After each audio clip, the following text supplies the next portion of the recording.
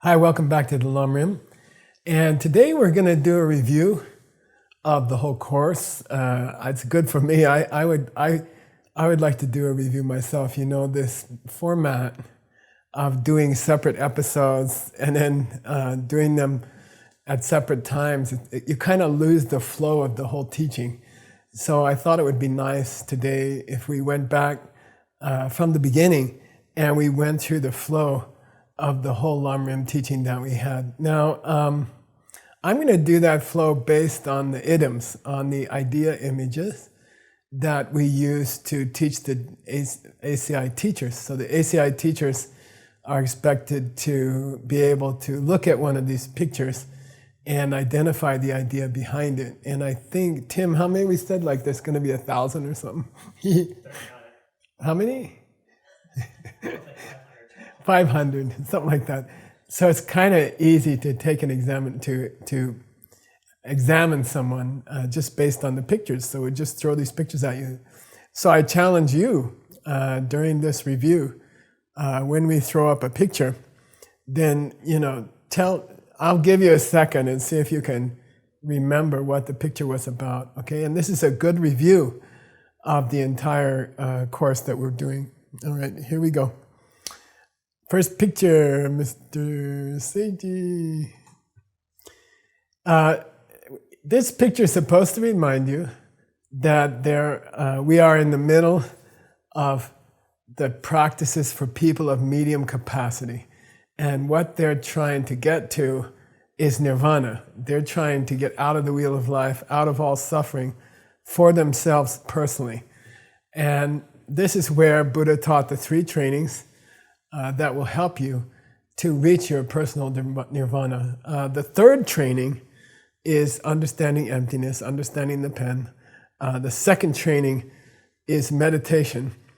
And on a deep level, these 2 can only be done, in a quiet place, during certain times of the day, when you're really focusing on your meditation mat. And on a deep level, these 2 they have to be done on special periods of the day. But this one, the foundation for those 2, which is being nice to other people. Okay, you can call it morality, you could call it an ethical way of life, but in the end, it's being nice to other people. Okay, that's the foundation, which is always available to us all day long. So this is one of the 3 extraordinary trainings of Buddhism meant to help us to reach nirvana. And it's available to us all day long. So in this picture, you can see Seiji helping Geshe Michael to figure out his computer, which is one of the nicest things that young people can do for older people. All right, next picture. See if you can remember what this picture was. Did you guess? This lady's doing her taxes, okay? And what does that make her? In this Lam Rim system, it makes her a Dharma master, okay? So when I say Dharma master, Tantric master, I know the picture you have in your mind. It's some big lama up on a throne and they have a big yellow hat. Maybe they are ringing a bell and a little drum and they are and you think, oh, that's a Dharma master, that's a real Dharma master. Or you're thinking of that old picture of Nagarjuna, and he's all kind of mystical. But really, in the Lam Rim, what we learned was this woman who, she has a couple kids, she's married, and she's a Dharma master. Okay, she is a real Dharma master. So Pabongka Rinpoche said, don't think that a Dharma master has to be sitting up on a throne and, reciting some tantric ritual. This lady is doing what? She's paying her taxes, okay? Which is, to be honest on your taxes is like really difficult in my country. It might take you weeks to do your taxes and to really do them carefully, to do them completely honestly, to pay every single penny you're supposed to pay. This makes her, she has the first of the extraordinary trainings of a good person, kind to other people, And that makes her a real Dharma master, okay? So forget those pictures you have of lamas with big hats on and ringing bells, okay? That's easy, anybody can do that. To be nice to people is difficult, okay? And to keep your morality, to keep your ethics is also difficult. Okay, next one. This is, I'll give you a moment. Do you remember what this is about? The quotation in the Lam Rim was Sutim Dembe Gelong Dan Den, a person who's really keeping their vows, really keeping their Buddhist guidelines, the 10 guidelines especially, they shine. They actually shine. A person who's making a healthy, modest, low-key effort to keep their commitments, keep the 10 good karmas, be nice to other people, then they have some kind of a peaceful look on their face. They are shining. And when they walk into a room, you know it. Everyone starts feeling better, So, like Tim and Seiji. So, that's a light of the world. Buddha said, those people are the light of the world, okay? And there's a Christian expression, don't put a candle under a basket, like let the world see your happy face. And that's a light. It's a true guiding light for the whole world. Okay, next picture, item number 4. Where are we? Yeah, this is a cliff that I went on with my partner Veronica for her birthday during this Lam Rim. And they were talking about the sun setting, which in Tibetan, the word is nupa. It's also the word for west because the sun sets in the west. So nupa means the sun setting. And this is a very sad verb. This is a very sad idea in the Dharma. And the most famous place comes at the end of the Abhidharma Kosha, the treasure house of higher wisdom, treasure house of higher knowledge, by Master Vasubandhu. And he says the Dharma, the sun of the Dharma, the light of the Dharma will set in this world. We will lose the light of the Dharma in this world. This world will go into darkness, okay? After a certain amount of time, the teachings of the Buddha will disappear in this world. First they disappear in the minds of people, but they're still in libraries. Those books are still in libraries, probably libraries that John Brady hasn't found yet. And then later, they will disappear from the libraries also, and then they'll be gone. Now, I put the picture here because Pabongka Rinpoche made a special point, and he said, if you can't keep your commitments, if you can't keep nice behavior towards other people, then we can say the Dharma has left this world. The light of the Dharma has left this world inside of you, okay? The sun has set inside your own chest, which would be a very sad thing, okay, if we don't keep our vows. Okay, next picture. What was that? Yeah, we called this retreat Love in the Time of the Virus. And the point was that during a very difficult time in the world, if you keep your commitments, if you are nice to other people, when things are frightening, scary, the virus is spreading, we don't know where, we don't know how, we don't know how many people will die. And if during those difficult times, you do something nice to other people, it's much, much more powerful. And he mentioned, if you remember, a 5-star Buddha paradise, which is like a perfect place. It's easy to be a good person. Everybody there is a good person. That's no big achievement, okay? That's not a big deal. And the seed is not that powerful. To be nice in a group of nice people, okay? To be nice when people are attacking you, when people are afraid, when people are not being nice to each other, to be the one person who stands up and shares things in a difficult time, then that's an extremely pure person. That's a great karma. That's an incredible karma, much more powerful. So I think this virus is a very good time. It's a very good chance for all of us to show, are we really Buddhists? Okay, are we really practicing the Bodhisattva path? Okay, can we help others even when things are very hard? Okay, all right. Next picture.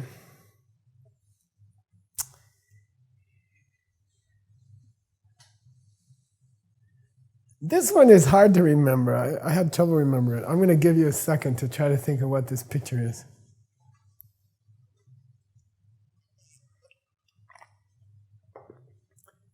Okay, Pabongka Rinpoche was quoting some books, very, very common ending to different books. He quoted one famous one, which is Lo Sang Gyawe Temba Gegyo Chik. Lo Sang Gyawe Temba Gegyo Chik. It means, may the teachings of the victorious one, Losang Dakpa, Jetsong Kappa, spread in this world. And then, you're thinking, oh, we got to get on the internet. We got to translate this Lam into many languages. We have to try to spread the good word to as many people as we can. And that's the end of the prayer. That's what we're supposed to. We're supposed to walk out of this Lam class or video, and we're supposed to share the Dharma with other people, and we're supposed to spread the Dharma in the world. And in this part of the Lam Rim, Pabongka Rinpoche said, look, the place you're supposed to spread the Dharma is here, inside your own heart, okay? So don't think of spreading the Dharma means, try to translate the videos into more languages or something like that. That's a very important spreading of the Dharma. But he says, if you spread it in your own heart, then of course it will spread outside of you because the world is coming from your heart, okay? From your heart chakra, actually. Okay, next picture, number 7. Try to remember what this picture was about. I'll give you a second.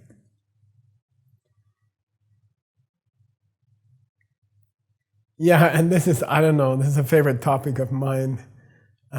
Having a personal relationship with another person,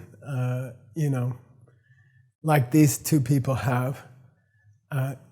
In my opinion, and in Tantra, it's one of the happiest things that can happen to you. It's one of the greatest things that can happen to you. It's anybody can tell you the reason the whole world is looking for a partner is that it makes people happy. It's one of the greatest happinesses. When it's going well, it's one of the greatest happinesses you can have. But, and you know and I know, when it's not going well, it's one of the greatest miseries in life. Why is that relevant to this course right here? If your morality is good, it's the happiest thing in your life. And if you break your morality, it's the same thing, it's going to make you miserable. It's like having a nice woman or man who's your partner. The same person who makes you totally happy can also make you totally miserable. So in this case, Vinaya, your personal practice of kindness, good behavior, is being compared to a partner who can either make you be the best thing in your life or the worst thing in your life. Same person, okay? All right, next, number 8, I think. This was a complicated one. See if you can remember. I'll take a sip of my green drink. Thanks, Vimala.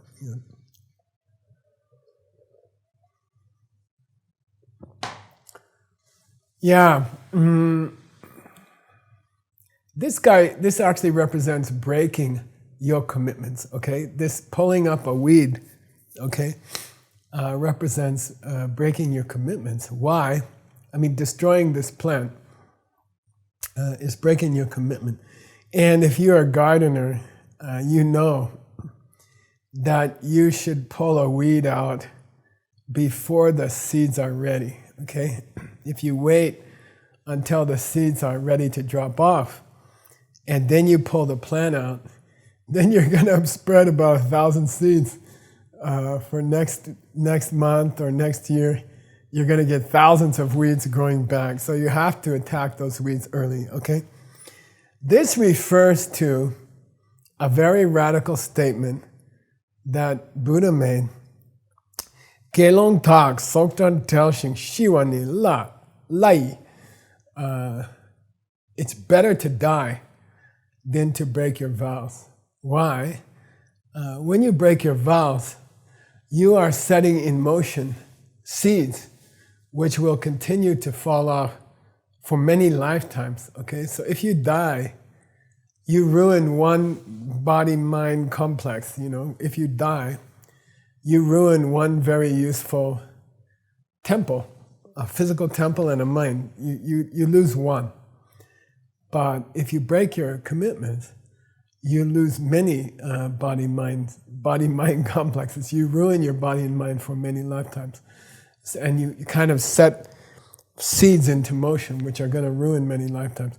So, you know, Buddha was saying, it's better to die than to break your vows. And he was not being metaphorical. He was speaking very literally when he said that. Better to die than to break your commitments, okay? Then there's a joke in the Lamrim. You know, we take a vow never to give up bodhicitta, even at the cost of our lives. And there's a famous statement that, so all through our whole life, we're waiting to get put in a prison by some evil people, and they come up with a knife and they say, okay, give up your bodhisattva vows or die today. And then we're going to say, I choose to die. And they kill us, you know, and that's, you know, I think all of us were waiting for this special, ever since we took that vow, we're all waiting for these guys to show up with knives and threaten us. But actually, we're the guys with the knives, okay? We threaten our bodhisattva vows every day. We have to make this decision every day when we decide whether or not to keep our vows carefully. Okay. All right. It's hard to find those guys who put you in jail and say, I'm going to kill you if you don't give up your bodhisattva vows. All right. The next picture is, see if you can remember. I'm going to give you a minute to try to remember.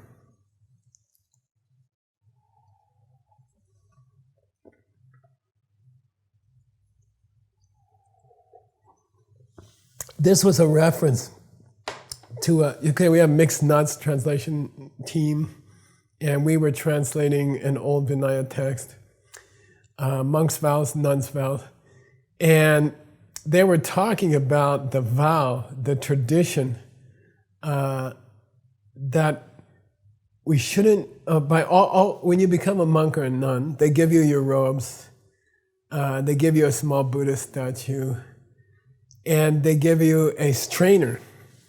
And in ancient India, you were supposed to carry this strainer around with you. And when you drink water from a stream, you're supposed to strain the water first to make sure you don't kill any small insects. And we mentioned a famous tradition in the Vinaya that if a couple of monks go down to the stream to get some water, then they should choose the nicest monk to check the water. You know, don't choose the guy who doesn't care about bugs. You know, try to find a guy who loves bugs and have them check the water, okay? Because they will be more careful. All right. So what's the point? And we talked about kind of ecology vows, where monks and nuns are not supposed to even pull green leaves off a plant, because these are the homes of tiny creatures, you know. So it means respect even the very small vows, take them very seriously, because the results multiply exponentially. Then it's important to keep your morality on a very subtle level, on a very fine level, and don't get anal. And if I was going to write the Bodhisattva vows, I would write an extra Bodhisattva vow about don't get anal about your Bodhisattva vows. There's nothing more irritating than a person who's informs you they are keeping their vows, and that's why they have to be an asshole today. And so keep your vows sweetly, keep them happily, don't overdo it. Don't bother other people with your vows, because the vows are not to bother other people, okay? So keep the small vows, keep them quietly, keep them personally, don't advertise it. There's a saying in Islam, the left hand shouldn't let the right hand know what it's doing. It means don't advertise your vows, just keep them quietly and keep them on a very fine level. Okay, next picture. Where is that? Okay. This is the idea that being nice to other people is like planting a tree. Oh, and today I went to a Peach Tree Cafe to check on something, and me and Stanley and Allison planted a peach tree there when we first started the Peach Tree Cafe morning show. And I want to tell you guys that 3 peaches came out this week, and we got peaches now. And so what it means is take care of your foundation practices, take care of the root, plant nice karmas by keeping your vows, by being nice to other people. And then that's going to grow into a tree. And that peach tree that we planted 5 months ago something, it's already giving a lot of fruit, okay? And if you didn't take care of it when it was tiny, you wouldn't have anything. But if you take care of the foundation of your Buddhist practice, which is being nice to other people, then the fruits are going to be thousands and thousands and thousands. It'll come. It will grow into it'll grow into a tree. It will give peaches every year. And for many years, you will have peaches, okay? So this child was protecting the sprout carefully, okay? Protect your morality, okay? All right, next picture. I think if I remember correctly, there were 4 conditions that might cause you to break your commitments, okay? If you took Bodhisattva commitments, or you took Vinaya Pratimoksha commitments, or even if you took Diamond Way Tantric commitments, I think it was 4. Pabongka Rinpoche reviewed, no, maybe more than that. Anyway, there were certain conditions that would help you to break your vows. If you want to break your vows, there's a couple of special ways to do it, okay? Here's the first one, which is if you don't know what your vows are, then that's a good way to break them. If you want to break them, then do not study them. And one of my pet peeves, I have many pet dharma peeves, is teachers who give initiations, and in huge initiations, and they do not explain to the people taking the initiation that they have just taken vows. And there are hundreds of vows that you just took when you get an initiation. And you're going to break them if you don't know them. So it's the teacher's responsibility to train you in your vows before you get an initiation, okay? And if they don't offer to train you, I would not take an initiation from them. Okay. So the best way to break your vows, first way, is not to know them, okay? Read the recipe before you start cooking. That's what Veronica tells me every time I cook. Next picture is a lady saying, yeah, it's not such a big thing, that vow about, I don't know, not cutting green plants without a prayer. Come on, that's a little extreme, that's a little too much. That's not that important. I mean, a couple bugs might be using that leaf once in a while as a roof. So look, it's not that big of a deal. So the second great way to break your vows is to have this attitude of like, oh, that one's not so important. I'm keeping the big ones, okay? All right, next one. If we get a klesha, okay, meaning if we get some kind of negativity running around in our mind, that's a great way to break your vows, okay? Getting irritated with somebody else, or getting obsessed with acquiring something, money, or getting attached to our Netflix at night. Those kind of, by the way, it's not wrong to watch Netflix, but I'm talking about, hurting someone else because you want to get home and watch your Netflix. That's a problem, okay? So, this is called the gang fight. And the story is what? Go for the biggest guy on the other side, okay? Find out who's the leader of the other side. And don't talk, don't negotiate, don't yell at each other. Walk up to him and bash him on the head. And then the whole other side will fall down, okay? So identify your worst bad habit and go after that one first, okay? And that's a way to keep your vows, okay? Next one. If you, and by the way, at the age of my age, okay, I'm not telling you how old I am, but all this young love thing is so ridiculous from the point of view of my age. And I can say it with experience because I had it. But this thing about, oh, she's the most beautiful woman in the world, he's the most handsome guy in the world. First of all, my older brother, he said the funniest thing. He said, "You like that girl?" I said, "Yeah." He said, "You want to spend your life with her?" I said, "Yeah." He said, "Check out her mom first. Check out how does her mom look."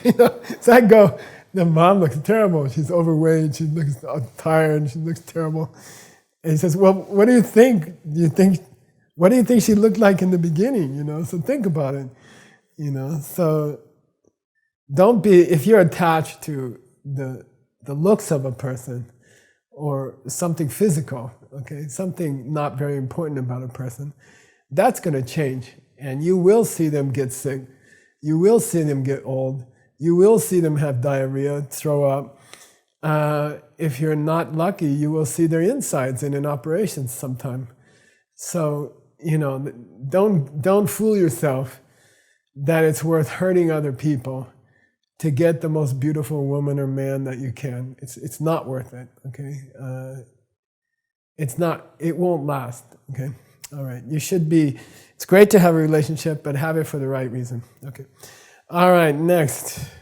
If you have a problem with anger, or you get upset easily, then fantasize about giving this person something they would love to have, okay? This is called Maitri, Chamba, love, okay? Fantasize.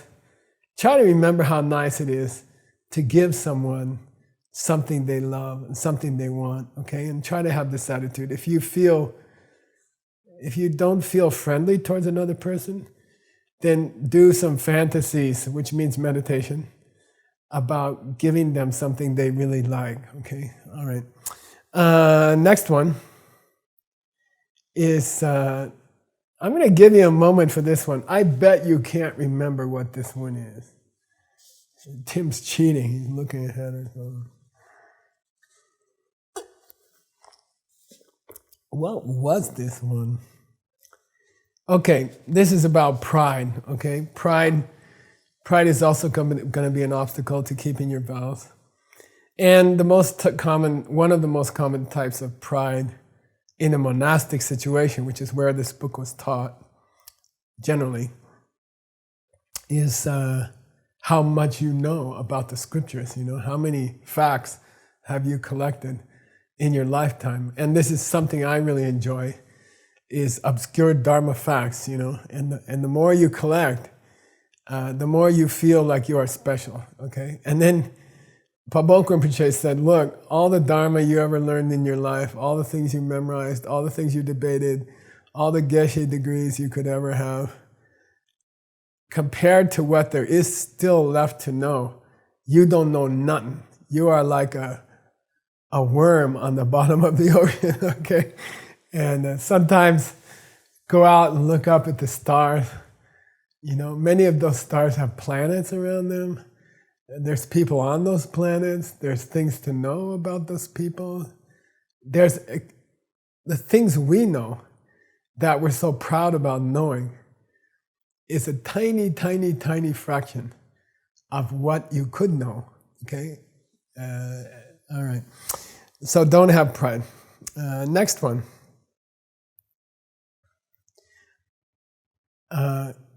One of the big motivations to break your vows or your commitments, your morality, which is going to stop you from reaching nirvana, which is going to stop you from reaching the second level of the Lam Rim, personal nirvana, is to understand emptiness, study emptiness. If you realize that the mean things that someone else is doing to you are coming directly from what you did last week, then you're not going to make big mistakes, okay? So the more you can study emptiness, the more you can study cause and effect, dependent origination, which means this person's coming from my seeds, then the easier it's going to be to keep your vows, okay? The easier it's going to be. So study, study, study. I had a teacher, he said, an old Inner Mongol teacher, very old, with tuberculosis, and he used to say, "Oh, it's very good. You are so proud. You know, you have such a great amount of pride from Princeton and later the Geshe thing. That's very helpful, very helpful. So you will push yourself harder just to look smart. That's lucky. But later on, try to give it up, okay? Just study to be a good person, okay?" It's like very funny. He gave me Adam's text on his deathbed. I remember this. Okay.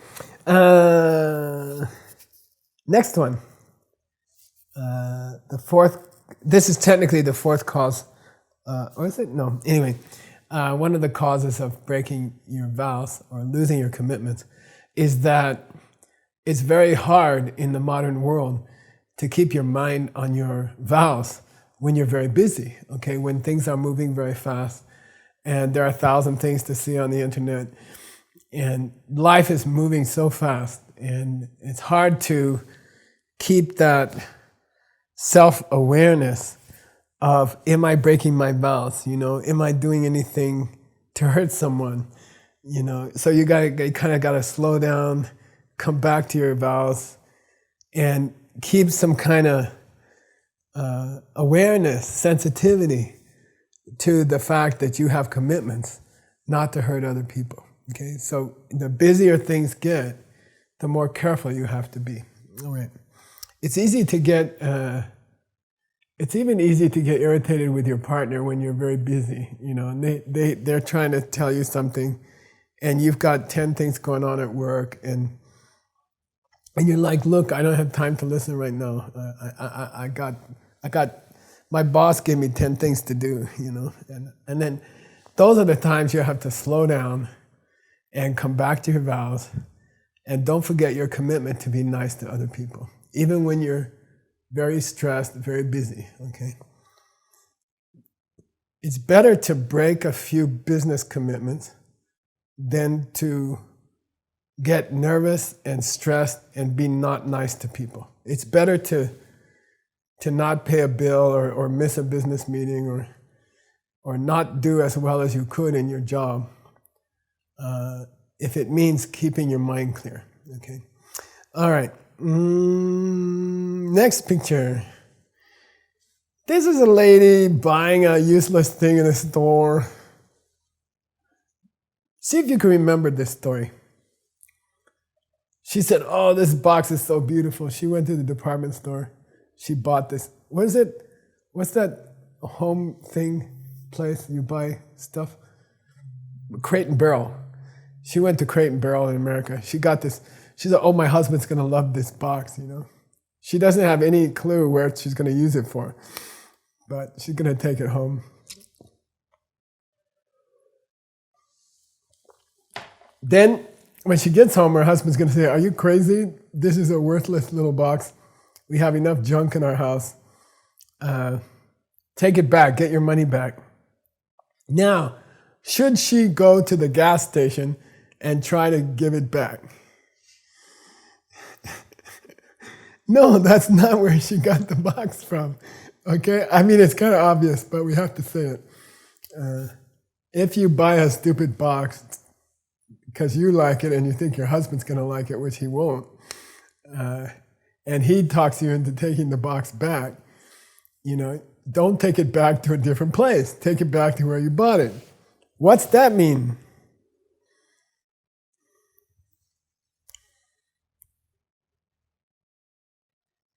You guys should pay me.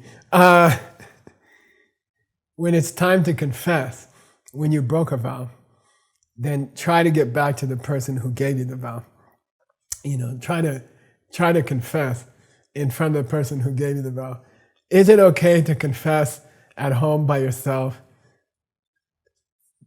Not for vows that you took from other people. Okay, in general, if you didn't take a vow from someone else, then maybe it's okay at home to confess in front of a Buddha statue or something like that. In extreme cases, it's all right. But in general, if you can get back to the person who gave you your vows and confess to them openly, be shameless, okay? We're shameless all day. So be shameless about your vow. Just say, "Oh, what the hell?" Go straight to your teacher and say, "I broke this stupid vow." And your teacher's like, "Wow, you're a really bad person." And you're like, "Yeah, I am." And get it over with. And then you feel so clean. You feel so nice. So you can be shy about lots of things in your life, but don't be shy about your vows. Okay, if you break a vow, go tell somebody. And that way you get rid of it. You get rid of the problem, okay? If you hold it and hide it, if you spend more work hiding it than confessing it or keeping it, then it's just dumb. And you won't feel nice. You won't feel clean, okay? Just be open with your teachers. I have this problem. I have this bad habit. And the karma gets crushed. The seed gets crushed, okay? All right. And your teacher's going to say, okay, I heard that before. You told me before. But be persistent, okay? Keep telling them. All right. Next picture. This is about... Wait, do you remember?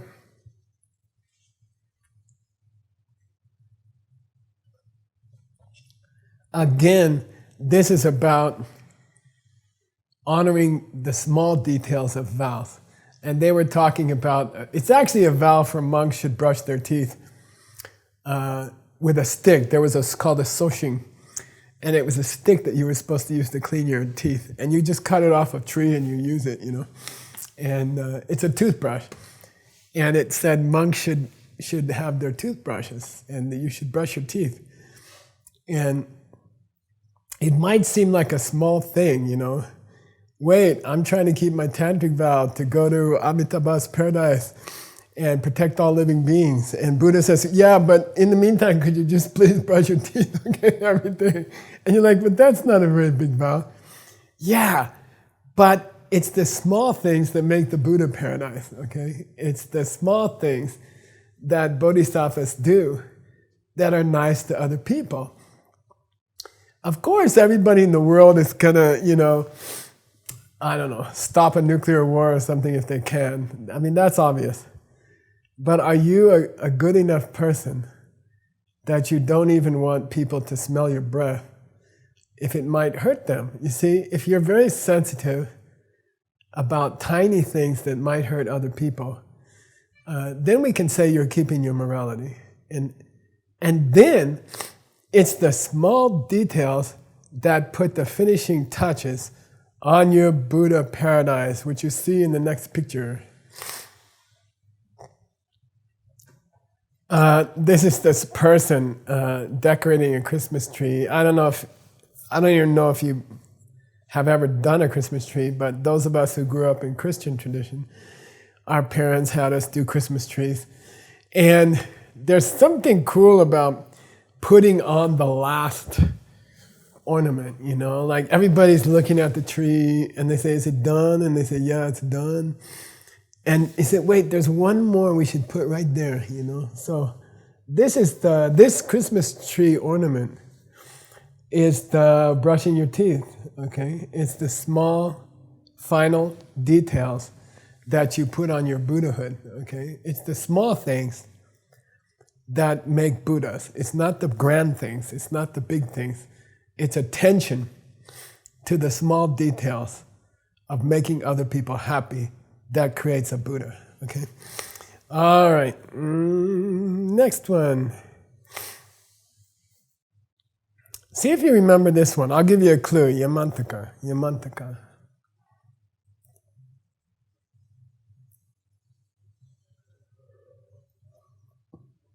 This is a famous Lamrim story. So monks and nuns are supposed to go twice a month to Sojong and confess the mistakes we made to each other, and openly. And the teacher said they struck the ganti, okay? They struck the ganti, which is a special piece of wood. It looks like a 2x4, and you hit it with another stick, and it goes dunk, dunk, dunk, and that's a bell. That's an ancient bell. Before metal was common, and they will hit the plank, and when you hear that, you got to go to Sojong, and they still do it. I made a ganti with my teacher. He wanted one, and we made it to the right. There's all these rules about it. So and when you hear the ganti, you hold it here. You hold the ganti here, and you hit it like this, and then all the monks and nuns are supposed to come for confession. So this teacher said, hey, they struck the ganti, let's go. And the student said, no, I'm not going to confess today. And the teacher's like, what?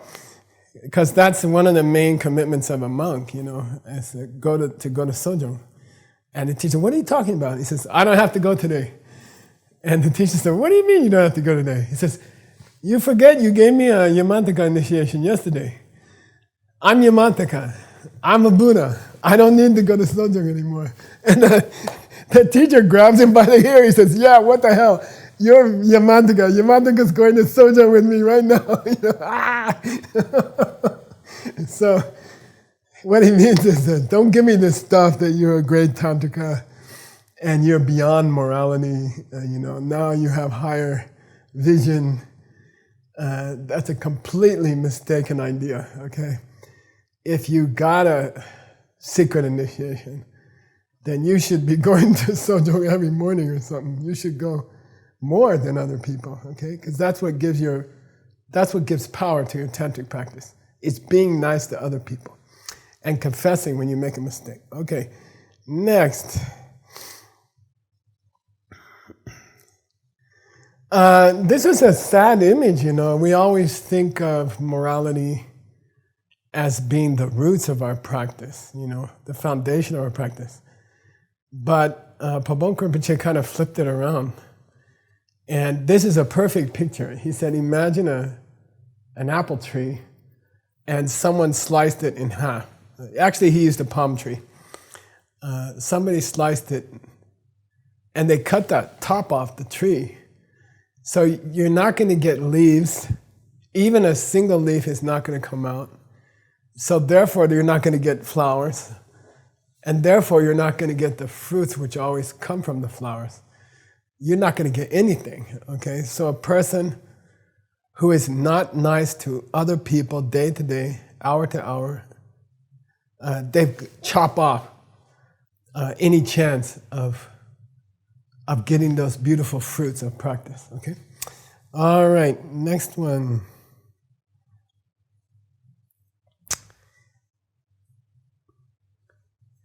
This was an idea of something that my teacher asked me. That I asked my teacher. And I don't know if you remember, but I asked him, the first of the 5 paths, path of accumulation, you reach it when you have a personal tragedy. But if you're on the bodhisattva track, you reach it when you get bodhicitta. So I said, I don't understand what's tragic about bodhicitta. And he said, no. It's still a theme of tragedy.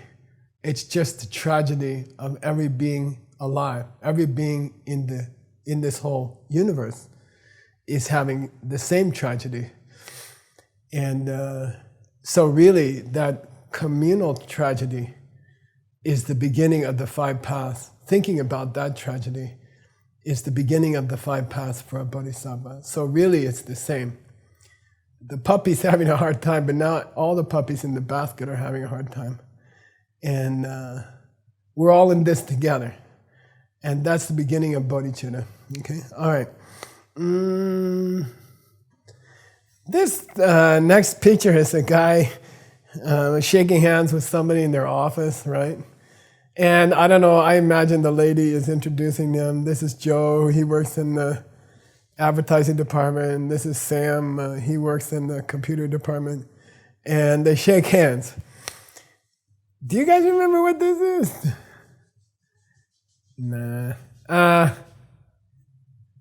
It was a very, very cute exercise where we were supposed to close our eyes and think of the person who irritates us the most and see if we could get ourselves upset. You know, the problem with this kind of exercise is after about 10 minutes you forget it's an exercise and you really do get upset. You're like, let me see if I can get myself upset. Okay, how are you going to do it? I'm going to think about this guy who gave me a hard time this week. Okay, go ahead. Then slowly the person starts shaking. You're like, what's going on? I got upset. The experiment worked, you know. So then if it's your lama, they'll say, okay, check it out, how that feels. You know, when you first start thinking about this person, how does it feel, you know? What comes up in your heart? I don't know about you, but I get this little glitch in my heart. I start to feel some kind of discomfort here or here when I think about a person who's been bothering me or a problem that's been bothering me. I can purposely generate tension inside of myself. So he says, let's do an exercise. Try to trigger some tension in your heart, and then look at that tension and get to know it. You know, like as if you're shaking hands with somebody. Get to know what it feels like when a mental affliction, negative emotion, is first coming up in your heart, and keep practicing it. You know, as soon as you feel better and you forgot about this person, then think of them again. And see if you can get upset again. See if you can start to get upset again.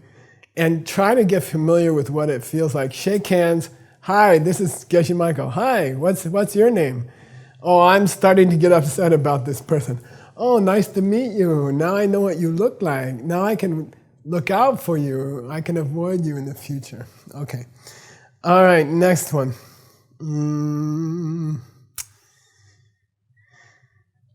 It's called Visiting the Middle of the Sun.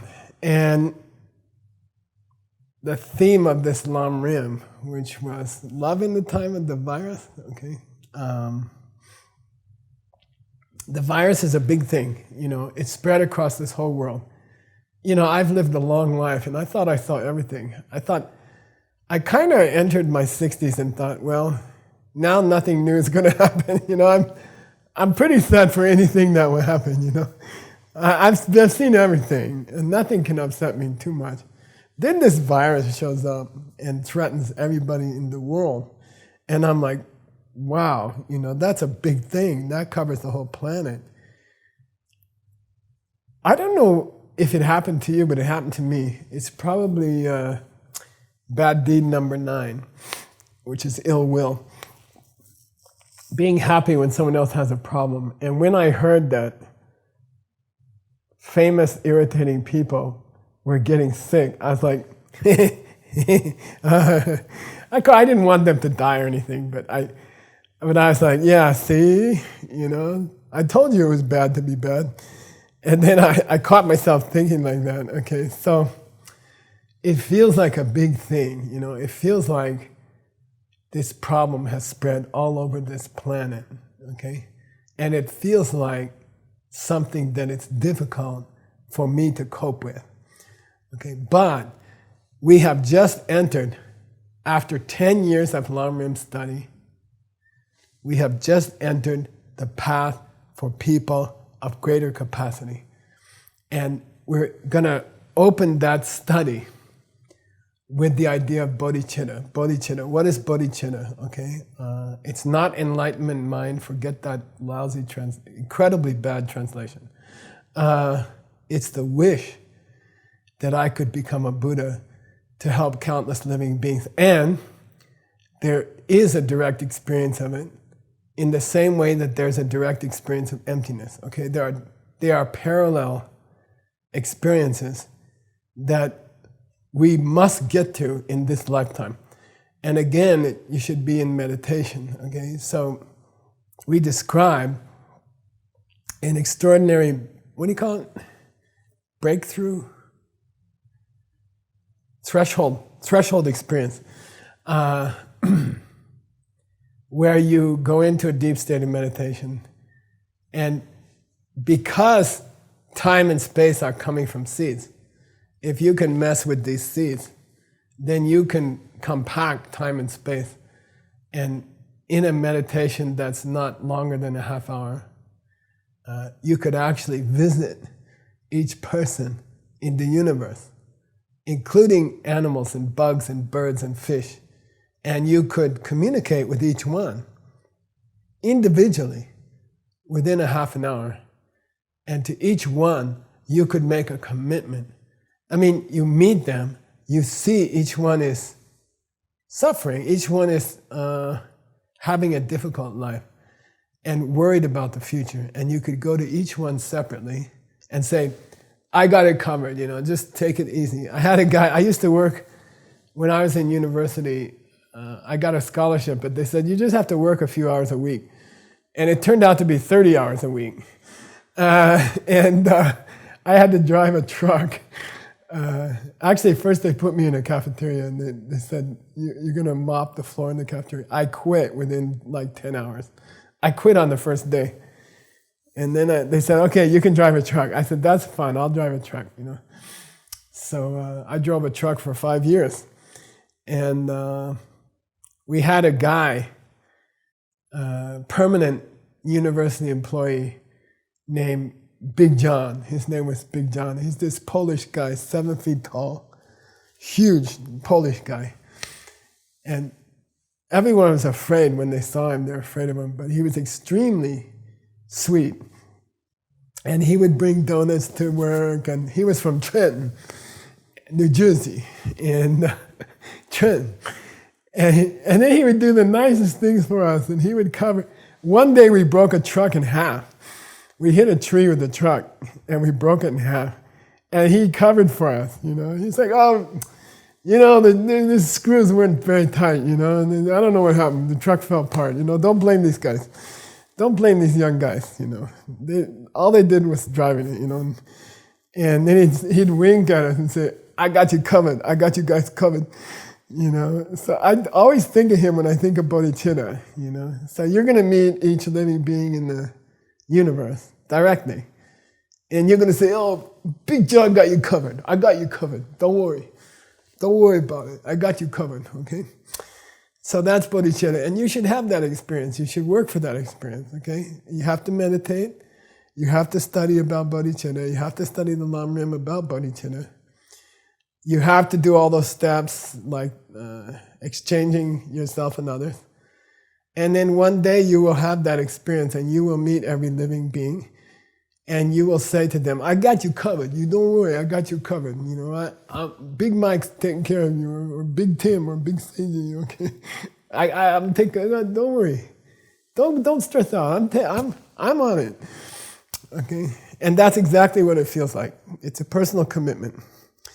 All right, why are we talking about, you're going to do that on countless worlds. When you do it, on the day you do it, you will do it on countless worlds, okay? An action which is committed directly with every living creature on countless worlds doesn't have trouble taking care of a single virus on a single world, okay? It's nothing. a virus that endangers 7 or 8 billion people is nothing compared to bodhicitta. It's like we said, if you spill ketchup on your shirt and you deliver that shirt to the middle of the sun for 25 million degrees Fahrenheit, probably the ketchup stain's gonna disappear. Okay? You probably don't have to worry about the ketchup stain. Work on your bodhicitta and you will destroy the virus. By the way, by accident, okay? All right, not a big thing. Next picture. Okay, don't mess around with other paths, okay? Learn bodhicitta, learn to have this experience, okay? Don't waste your time. Don't focus on other things, okay? Focus on bodhicitta, and then you don't have to do things twice, We talked about doing things twice. This lady's in a rush. She says, I don't have time for this bodhicitta stuff. I'm going to go straight into Tantra, or, Well, you're still going to have to come back and pick up that thing you forgot, okay, which is bodhicitta. So work on your bodhicitta first, okay? Don't have to drive back home and pick up the bodhicitta and come back, okay? All right. Then this was a radical example. The next picture.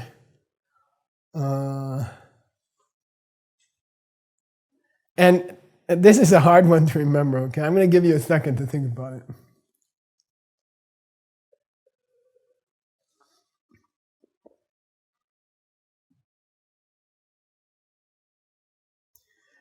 I don't know if you remember this, but this is kind of complicated. A group of 60 guys and girls was about to achieve nirvana just by seeing emptiness directly and without bodhicitta, lower nirvana. And then Manjushri shows up and teaches them about bodhicitta. Maybe he taught about this experience we just talked about.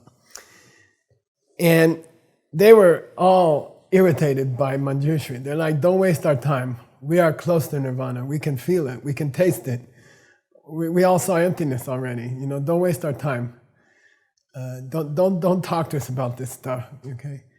And then because they had disrespected a teaching on bodhicitta, they went to the hells.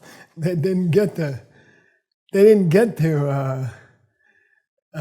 nirvana. They dropped to the hell realms, and but they burned it off, and they became humans again after many millions of years.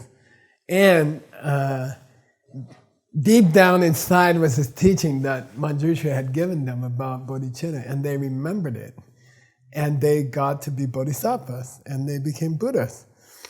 And that would take less time than going into a lower nirvana without studying bodhicitta. Okay, it would be faster to go to hell and come back and start over again with bodhicitta than if you didn't use bodhicitta and you went to a lower nirvana, okay? So this is a picture of somebody sending somebody the wrong way on purpose, okay? This lady's asking, where's that superhighway that goes to the store I want to visit? And the guy knows the highway is blocked. So he tells her, listen, don't go that way, that highway's blocked, go the other way. And she insists, no, tell me where's the highway I want. Then he lies to her, and he says, oh, take this way. It's actually the long way that he wanted her to go anyway. So this is a story about skillful means. Okay, next picture.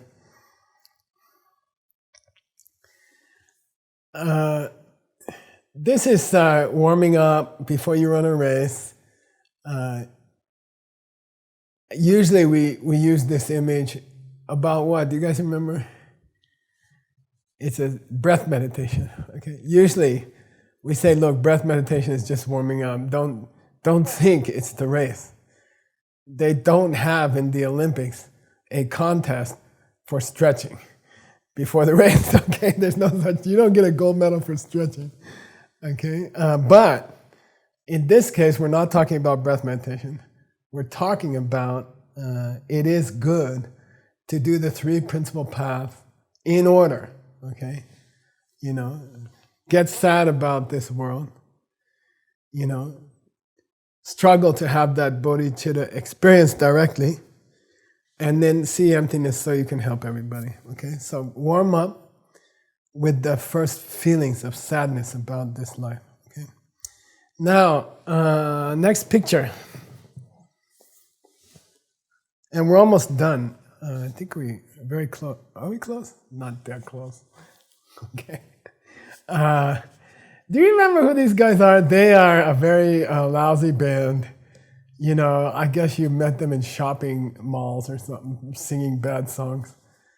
And they're called the opening act, okay? So the steps of the path for lesser capacity, you know, trying to get to a higher rebirth. The steps of the path for medium capacity, trying not to come back to this world at all.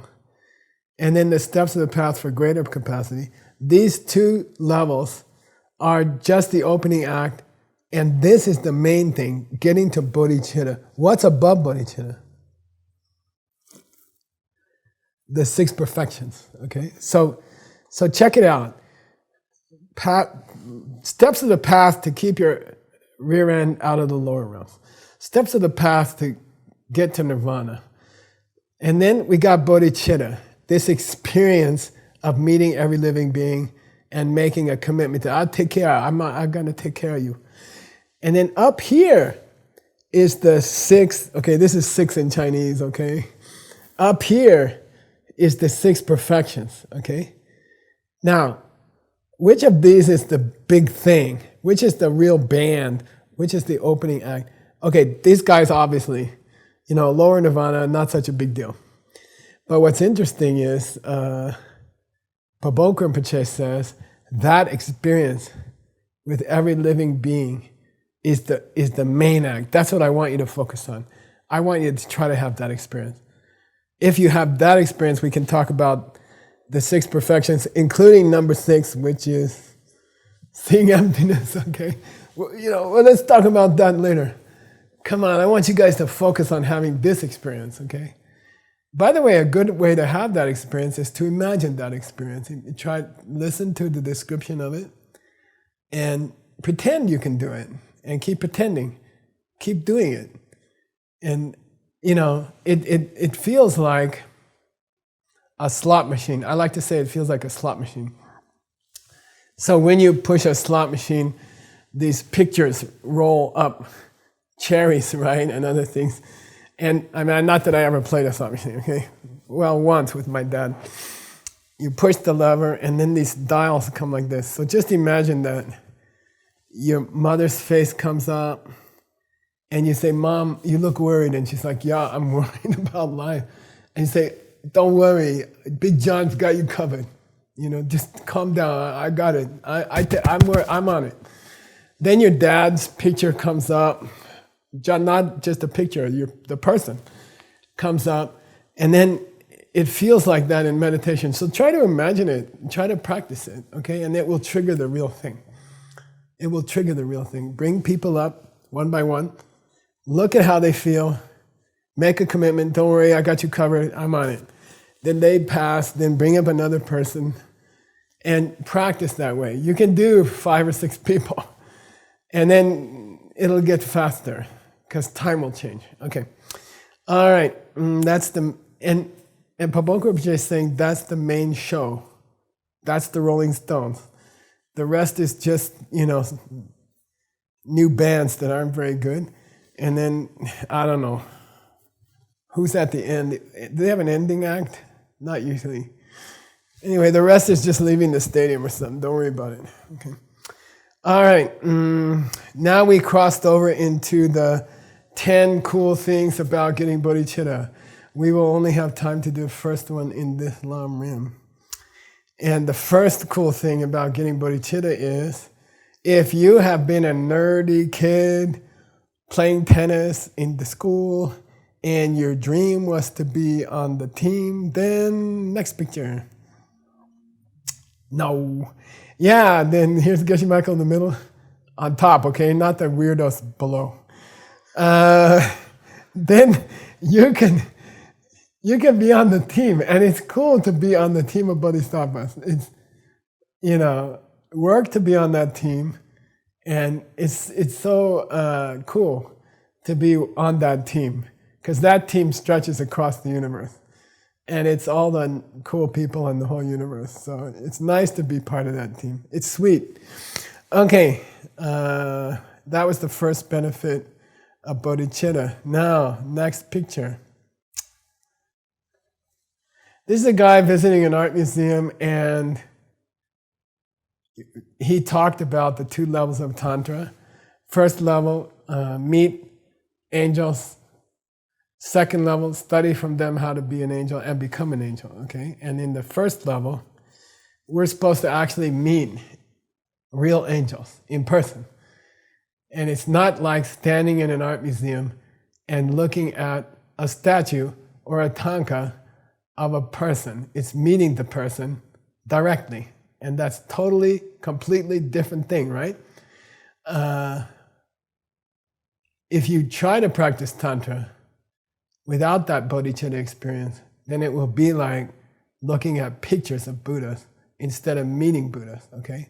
They don't like to talk to people who don't have bodhicitta, all right? They feel more comfortable around people who've had this experience. So try to have this experience, and then Tantra is going to work for you. And if you don't have this experience, Tantra, it's going to be difficult. It's going to be like looking at pictures of Buddhas instead of hanging out with Buddhas. Okay. All right, next one. If you try to practice Tantra without bodhicitta, you might have bad results. And we talked about the first nuclear test in modern times. And the scientists admitted that this explosion might start the whole world on fire. So they were just trying to do something cool, but they were taking a chance of a huge disaster. That's Tantra without bodhicitta, okay? That's like setting the whole sky on fire by accident. You will mess up, okay? All right, next one.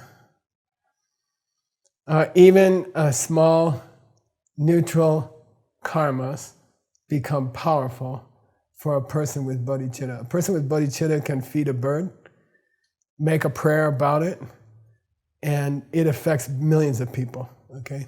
They have this power. Next picture. Even small bad deeds like stealing a French fry to give it to a bird could be powerful if done by a bodhisattva, but it's dangerous practice, okay? We are not at that level. We are not at that level. We are not at that level. Okay? Did you hear that? No. And we had a picture of a fugu fish, and people in Japan, like macho guys, they eat this fish. It has very, very poisonous parts of it that can kill you immediately. 50 people a year die in Japan, but people still go to the restaurant. And to serve this fish in a restaurant, you need 3 years of special training, or you will kill somebody. And that's the same with stealing a French fry to give it to a bird, because you want to help the bird. So we're not at that level. Don't try to eat fugu fish if you're not trained. Okay. Then we had a nice picture of Nick and Aaron with their boss, their big boss, which is Amelie. Hi, Amelie. And Amelie represents the Buddha. And Nick represents the Father, which is bodhicitta. And Aaron represents wisdom, which is the direct perception of emptiness. And in a certain way, somehow, I don't know what this belief is in Asia, but in a certain way, the dad is irreplaceable. Something special about the dad. I don't know what it is, but anyway, emptiness you can see on different levels, right? On all 3 tracks. But bodhicitta, you got to be a special person. You can only see it on the highest track. Okay, it defines you as a higher track person. Okay, All right, and you need both to have your baby, which is Buddhahood. Next picture. Yeah. Oh, yeah. We said tukdam gitil, which Tim correctly identified today as. What's your main practice? You know, what's the thing that's number one in your life right now? Like, hey, until the next Lam Rim, the Medicine Buddha Lam Rim in October. Look, I want you guys to treat this as your main practice.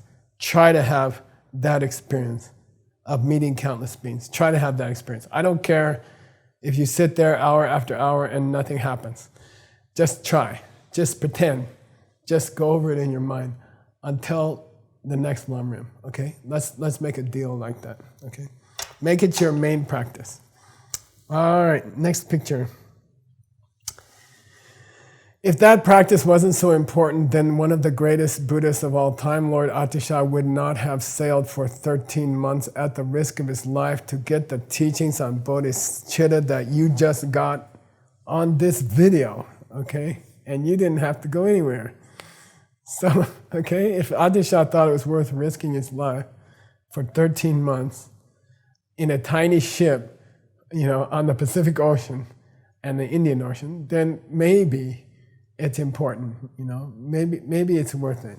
Okay, all right, next picture. I think the dumbest thing you can do in your whole life is to go to Paris and not buy a croissant. Okay, I'm just saying, you know, probably there's other dumb things you can do in your life, but to me, the ultimate dumb is to go to Paris and not to go to a boulangerie, you know, or at least buy a crepe on the street with, what's that chocolate sauce stuff? Nutella, yeah. Don't have a Nutella crepe, okay? Like, go to Paris and don't have a Nutella crepe. Then that proves you're like crazy, okay? So, if you're studying Lam Rim, if you got this far in the Lam Rim, and Geshe-la's been teaching it for 10 years, and you finally get to the croissant, which is the bodhicitta experience, don't be crazy and leave Paris without eating it, okay? Don't leave Lam Rim without getting this experience. You'd be an idiot, okay? All right. And we're finished with the croissant. I think you want to make a presentation? No? I was guessing there might be a croissant in that bag. Okay, Tim Lowenhout is going to make the formal presentation to Geshe-la. My payment, it's a pande. What do you call it? Seiji. What's that called? Pan de chocolate. Pan de chocolate. Okay, here, you got to split it into 3 parts. And give me all 3. I mean, no, just 1/3. Okay, so I got the pan de chocolate. This is what you give to your teacher when they teach you about bodhicitta. And, okay, so let's make a deal. For the next couple of months, work on that experience. Do the dedication chapter in your meditation of Shantideva. And try to work on having that experience. The worst thing that can happen, that at least you will plant seeds in your mind to have the experience, okay? So just pretend. Just sit down and fantasize about it. Fantasizing is good meditation, okay? Fantasize that you had this experience of meeting one by one every living being, and you made a personal commitment with each one to take care of them in an ultimate way. Okay. All right. See you in the next Lam Rim for Medicine Buddha. Yay!